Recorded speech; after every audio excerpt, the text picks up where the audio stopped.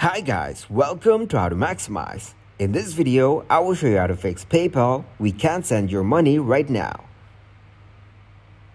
First of all, open PayPal. You need to make sure that you have sufficient funds to cover the amount that you are trying to send.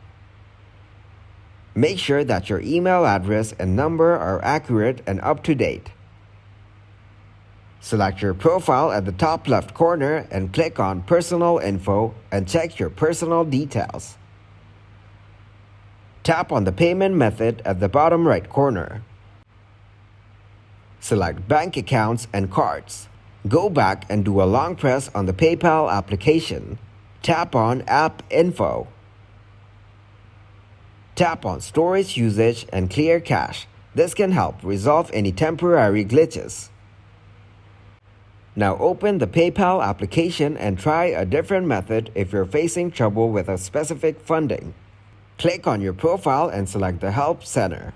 Tap on Contact Customer Service and you can contact them if you're still facing a problem.